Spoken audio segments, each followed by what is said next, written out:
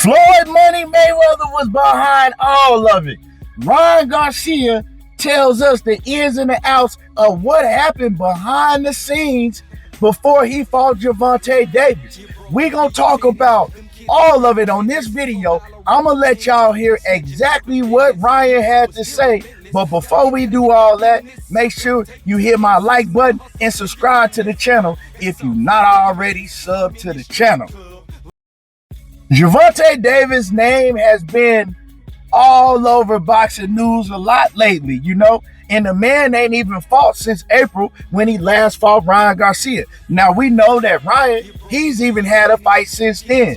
But like I said, Tank Davis is one of the biggest names in boxing, and all the fans are always going to want to know news with Tank. Who is he fighting next? What is he doing? And right now, it's a whole lot going on with Tank. You got some people calling Tank a cherry pick. You got some people thinking that Tank is brave because he may be fighting Conor Ben, somebody that's way, way bigger than him. But then you got the other people that's thinking that he's cherry picking because he won't even entertain a fight with Devin Haney and Shakur Stevenson and other guys that are closer to his weight division. But like I tell people, man, boxing is not the same that it used to be when I was growing up watching it. When I was involved in boxing, it's not the same. Now it's kind of like a WWE business. It's all about entertainment. It's all about who can sell the most tickets, who can put the most asses in the seats, and the competition and fighters just wanting to show that you say that you the best, I think I'm the best, let's get it popping. That no longer exists. That only exists with a very, very few fighters in the sport today. The rest of it is just smoke and mirrors. And how can we get to the top to get the biggest bag without having to take the biggest risk and then get out of the sport? That's the mentality that a lot of these fighters have today. So once you realize that as a boxing fan, you either gonna accept it or you might need to move on and stop watching boxing, because this is what it is today. I'm just letting y'all know.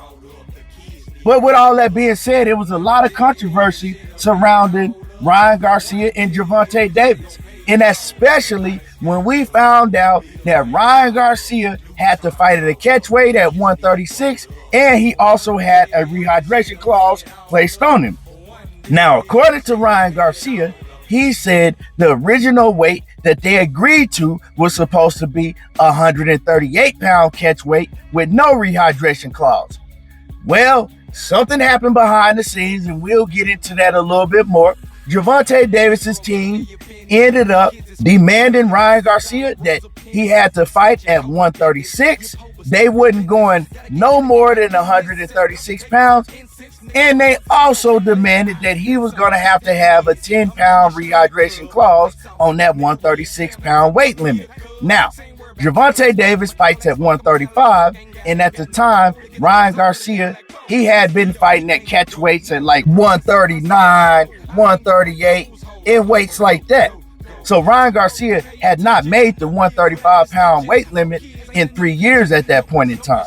But Ryan's back was backed up against the wall, and Gervonta Davis's team knew that. If Ryan had pulled out of that fight, he would have been called all type of B's and hoes and ducking and all of that. But on the other end, you got to look at it, and Ryan had put himself in that position because he had pulled out of fights in the past. So according to Ryan Garcia, at the point in time, he had never had a rehydration clause put on him, and he didn't know how it was going to affect him. And he also didn't know how having to go all the way down to 136 was going to affect him. Well, he also ended up suffering a separated rib in training camp, which Gervonta Davis found out, and Tank Davis, being smart, used that against him in the fight. Now, on Gervonta Davis's end, he took a lot of criticism, putting the weight stipulation on Ryan Garcia, putting the rehydration clause on Ryan Garcia, when Tank, he had fought at 140 pounds before, and he took a lot of heat for that. Like, people was calling him Gervonta Davis, the rehydration king, and all of that. So he also did take a lot of heat from, Ryan Garcia's fan base and Devin Haney's fan base for doing that. But I always told people, don't be so quick to talk because Tank might not be the one behind all of these stipulations. Well, I'm going to play y'all the audio and I'm going to let y'all hear exactly what Ryan had to say about everything that went down before the fight took place between him and Gervonta Davis. So Gervonta and me, I was looking for a fight. I just had beat Javier Fortuna. And at that point, I was in a good place. And I was ready to fight him. I said, let's run it in October. It was in July. I fought Javier. I said, let's run it in October. They played with me. They said it'll be October. Then they said, nope, we're going to do December. I said, okay, let's do December. I'm ready. I can't be on a break too long because I like to move. Like I gotta be doing something. Anyways, they can't do December because his birthday. He likes to celebrate his birthday. Like, what is the fuck? What? Okay, January comes. I said, let's do it in January. He goes, well, now I need a tune-up. Oh, you need a tune-up? Yeah, you should probably get a tune-up too. You, I'm not doing nothing to risk this fight. I'm going to give the fans what I told them to do, that I was going to do. That's what I'm going to do. I'm going to bring authenticity back to the sport. You guys are playing a game. In business, nobody would do business with you if you act like this. But it happens a lot in boxing, though, right? Oh, yeah, because to be it's common strategic. in boxing, yeah. Floyd was telling him all these things. Floyd's given this counsel to Yes. Gervonta. Who do you think is telling him to do the rehydration clauses and not, putting all these stipulations on me? You can't do this, you can't do that. The ring needs to be this size. All these things were all by Floyd. Floyd is telling him what to do. How smart is Floyd? Floyd is wise. Floyd's a wise man and very strategic. Like moving in silence and just destroying everything from the top. So you're gonna. Floyd works in shadows. Floyd works in shadows. Yeah, he's in behind the scenes. Got it. More than you think. Got it. In this boxing game. Got it. You've been spending a lot of time with Floyd lately, right? I mean, They saw you running with Floyd and all this stuff, and I got inside information about the whole thing. How did Gervonta know that my rib got separated before the fight? How do you think they got the information? You got to pay. Who do you think told me that they paid? So I know how much money it takes to betray Ryan Garcia. I know a little glimpse. It probably could be less for some people. So someone on your ribs. My rib got separated because I was losing so much weight. Health issues to cut that much weight. Like I'm dehydrated every day. Like it's getting bad. And then I go spar. And within the first 30 seconds, I take a routine body shot. Like a body shot I could take any day of the week. I've gotten hit by huge punches. I just barely boom. I move, boom. Hits me in a spot, boom. It goes down. I said, stop. Something happened to my rib. I can't breathe. I gotta stop the sparring. Nothing crazy like he's beating my ass and then gets to my rib. No, it was just a routine shot. Hey, it's sparring. I'm not gonna continue. Something's wrong with my rib. I go to the hospital. He's like, your rib's separated, but you need to rest it for 3 weeks. I don't have 3 weeks. I'm running like this. I'm running 5 miles like this every step, holding my. And at the time, nobody really seen it. It was just like he got it. Because they're thinking about the big check. So there it is, y'all clearly hear. He said it wasn't Tank Davis that put all these stipulations in there.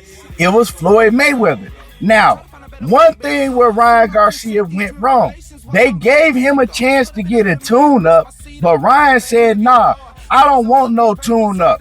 I don't want to be put in any type of position to ruin this big mega fight that we got. But Tank went and got a tune-up, so Tank was sharp. Ryan Garcia, he set out 10 months and went straight into a Gervonta Davis fight. Blew up in weight before that. And Floyd was smart. He like, this kid is way overweight. Let's make him fight at 136 and let's put a rehydration clause on it. It ain't our fault that he didn't take a tune-up to get his body prepared. So like Ryan said, Floyd is very, very strategic. And Floyd is always going to make sure that they put Tank Davis in the best position to come out victorious. Because they make a whole lot of money off of Tank. Floyd Mayweather, Leonard Ellaby, all those guys, they are the ones benefiting off of Gervonta Davis. And for those who running around talking about, oh, Floyd don't have nothing to do with Tank Davis's career now. Well, Ryan told you different. And him and Floyd are very close because Ryan also said that, hey, I could call Floyd right now. Me and Floyd talk all the time. He says, Floyd is running things at the top. Floyd Mayweather and Al Heyman.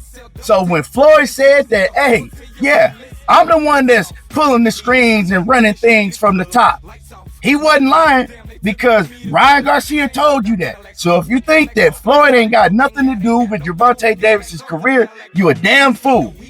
Also, you heard Floyd told Ryan Garcia, I knew that you had a broken rib because I'm the one that paid to get the information out of your camp.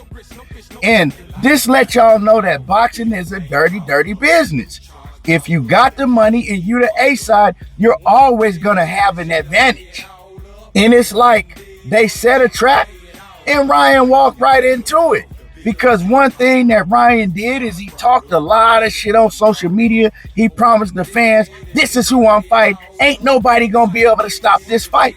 So like I said before, he put his back up against the wall because now I done said all of this. Everybody going to look at me some type of way if I announce that I have to pull out the fight. Floyd knows that. Gervonta Davis's team know that they had Ryan Garcia's back up against the wall. And he was going to have to accept everything that they threw at him, or he was going to be the one looked at, and the fans and the whole world was going to point their finger at Ryan Garcia, not at Tank Davis. It's strategic. We're going to put our fighter in the best position possible to come out with the W so we can continue getting these big, big bags with him and build him to a mega, mega superstar. So at the end of the day, Ryan Garcia, he got a whole lot of money taking the fight, and he should have learned from the mistakes that he made before he ever got in the ring. Anyway, y'all let me know how y'all feel about all of this. Drop a comment in the comment section. Make sure you hit my like button. Subscribe to the channel if you're not already subbed. And y'all already know how I do. Tego talking that boxing again, and I'm gone.